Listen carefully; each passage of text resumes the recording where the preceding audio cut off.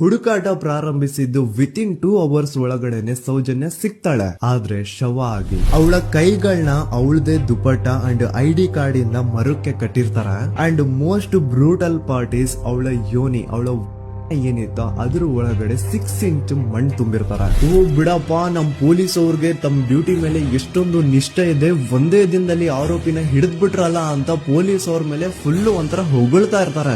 ಆದ್ರೆ ಪಾಪ ಜನರಿಗೆ ಎಲ್ಲಿ ಗೊತ್ತಿತ್ತು ಈ ಕೇಸ್ ನ ರಿಯಲ್ ಆರೋಪಿ ಬೇರೆ ಯಾರೋ ಇದಾರೆ, ಪೊಲೀಸ್ ಅವರೇ ಈ ಕೇಸ್ ನ ಮಿಸ್ಲೀಡ್ ಮಾಡೋದಕ್ಕೆ ಸುಮ್ನೆ ಸಂತೋಷ್ನ ಅರೆಸ್ಟ್ ಮಾಡಿದ್ದಾರೆ ಅಂತ. ಪೊಲೀಸ್ ಅವರು ಈ ಕೇಸ್ ಅಲ್ಲಿ ಕರಪ್ಟ್ ಆಗಿದ್ದಾರೆ, ಪೊಲೀಸ್ ಅವರೇ ಸತ್ಯ ಮುಚ್ಚಿಡ್ಲಿಕ್ಕೆ ಟ್ರೈ ಮಾಡ್ತಿದ್ದಾರೆ. ಹಾಗಾಗಿ ಈ ಕೇಸ್ ನ ಇನ್ಮುಂದೆ ಪೊಲೀಸ್ ಅವರಲ್ಲದೆ CBI ಅವರು ಇನ್ವೆಸ್ಟಿಗೇಷನ್ ಮಾಡಬೇಕು, ಈ ಕೇಸ್ ನ CBI ಒಪ್ಸಿ ಅಂತ ಅಗೇನ್ ಪ್ರೊಟೆಸ್ಟ್ ಗಳು ಸ್ಟಾರ್ಟ್ ಆಗ್ತವೆ. ಸೌಜನ್ಯ ಕೇಸ್ ಒಂದೇ ಅಲ್ಲ, ನಾರಾಯಣ ಹಾಗೂ ಯಮುನಾ ಕೇಸಲ್ಲೂ, ವೇದವಲ್ಲಿ ಕೇಸಲ್ಲೂ, ಆ ಬ್ಯಾಂಕ್ ಮ್ಯಾನೇಜರ್ ನ ಕೇಸಲ್ಲೂ ಹಾಗೂ ಪದ್ಮಲತಾ ಕೇಸಲ್ಲೂ ಸೀದಾ ಡೈರೆಕ್ಟ್ ಡೌಟ್ ಬರೋದೆ ಊರಿನ ಗೌಡ್ರ ಮೇಲೆ. ಸೌಜನ್ಯ ಕೇಸ್ ಬಿಟ್ಟು ಆ ಇನ್ನೊಂದು ಕೇಸ್ ಯಾವುದು, ಅದಕ್ಕೂ ಸಂತೋಷ್ಗೂ ಏನ್ ಸಂಬಂಧ, ಅದ್ರಲ್ಲಿ ಯಾಕೆ ಸಂತೋಷ್ನ ಪೊಲೀಸ್ ಅವರು ಫಿಟ್ ಮಾಡಿದ್ರು ಅಂತ ಪ್ರತಿಯೊಂದು ಹೇಳ್ತೀನಿ.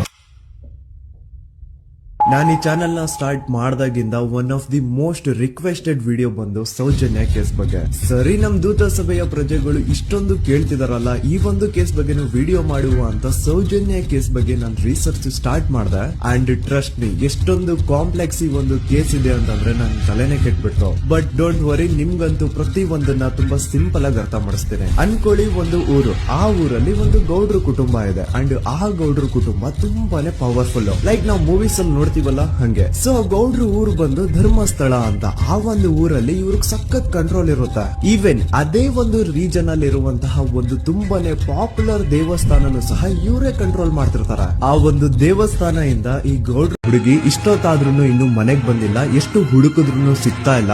ಸೊ ಪ್ಲೀಸ್ ಒಂದು ಮಿಸ್ಸಿಂಗ್ ರಿಪೋರ್ಟ್ ನ ಫೈಲ್ ಮಾಡಿ ನಮ್ ಹುಡುಗಿನ ಹುಡುಕೊಡಿ ಅಂತ ಕೇಳ್ಕೊತಾರ.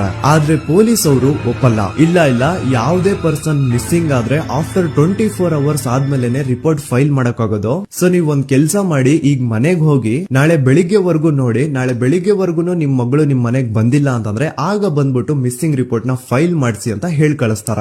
ಆಗ ಆಲ್ಮೋಸ್ಟ್ ಮಿಡ್ ನೈಟ್ ಆಗಿರೋದ್ರಿಂದ ಅಂಡ್ ಮಳೆ ಬೇರೆ ತುಂಬಾ ಜೋರಾಗಿ ಬರ್ತಾ ಇರುತ್ತೆ. ಸೊ ಈ ಸಿಚುವೇಶನ್ ಅಲ್ಲಿ ಸೌಜನ್ಯನ ಹುಡುಕ್ಲಿಕ್ಕೆ ಆಗಲ್ಲ. ನಾಳೆ ಬೆಳಿಗ್ಗೆ ಸೇರ್ಕೊಂಡು ಅಗೇನ್ ಎಲ್ರು ಸೌಜನ್ಯನ ಹುಡುಕುವ ಅಂತ ಸೌಜನ್ಯನ ಮನೆಯವರು ಅಂಡ್ ಊರಿನ ಜನ ಎಲ್ರು ತಮ್ಮ ಮನೆಗೆ ಹೋಗ್ಬಿಡ್ತಾರ.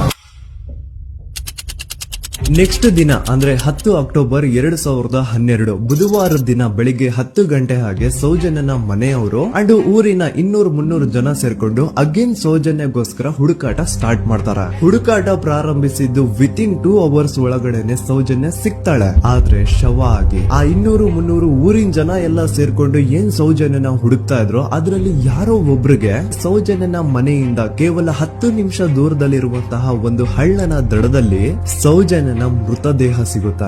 ಈಗ ಸತ್ತಿರುವಂತಹ ಸೌಜನ್ಯನ ಡೆಡ್ ಬಾಡಿ ಯಾವ ಒಂದು ಕಂಡೀಷನ್ ಅಲ್ಲಿ ಇತ್ತು ಅಂತ ಹೇಳ್ತೀನಿ, ಸ್ವಲ್ಪ ಗಮನ ಇಟ್ಟು ಕೇಳಿಸ್ಕೊಳ್ಳಿ. ಅವಳ ಕೈಗಳನ್ನ ಅವಳದೇ ದುಪಟ್ಟ ಅಂಡ್ ID ಕಾರ್ಡ್ ಇಂದ ಮರಕ್ಕೆ ಕಟ್ಟಿರ್ತಾರೆ. ಅವಳ ಬಾಡಿ ಎಲ್ಲ ನೇಕೆಡ್ ಇರುತ್ತೆ, ಮೈ ಮೇಲೆ ಸರಿಯಾದ ಬಟ್ಟೆ ಇರಲ್ಲ, ಮೈ ಮೇಲೆ ಮಲ್ಟಿಪಲ್ ಕಟ್ ಮಾರ್ಕ್ಸ್ ಇರುತ್ತೆ, ತುಂಬಾ ಜೋರಾಗಿ ಹೊಡೆದಿರುವಂತಹ ಗಾಯಗಳು ಮೈ ಮೇಲೆ ಎದ್ದು ಕಾಣಿಸ್ತಿರ್ತವೆ. ಅವಳ ರಿಪ್ಸ್, ಎದೆ ಭಾಗದ ಮೂಳೆಗಳೆಲ್ಲ ಮುರಿದು ಹೋಗ್ಬಿಟ್ಟಿರ್ತವೆ. And most brutal part is ಅವಳ ಯೋನಿ, ಅವಳ ಏನಿತ್ತು ಅದ್ರ ಒಳಗಡೆ 6 ಇಂಚ್ ಮಣ್ಣು ತುಂಬಿರ್ತಾರೆ. ಆ ಬಾಡಿ ಕಂಡೀಷನ್ ನ ನೋಡಿದಾದ್ಮೇಲೆ ಒಂದಂತೂ ತುಂಬಾ ಕ್ಲಿಯರ್ ಆಗಿ ಅರ್ಥ ಆಗುತ್ತೆ, ಅವಳನ್ನ ಯಾರೋ ತುಂಬಾ ಫೋರ್ಸ್ಫುಲಿ ಮಾಡಿ ನಂತರ ನಿರ್ದಯವಾಗಿ ಸಾಯಿಸಿದ್ದಾರೆ ಅಂತ. ಇಲ್ಲಿ ಕ್ರಿಮಿನಲ್ಸ್ ನ ಬುದ್ಧಿವಂತಿಕೆ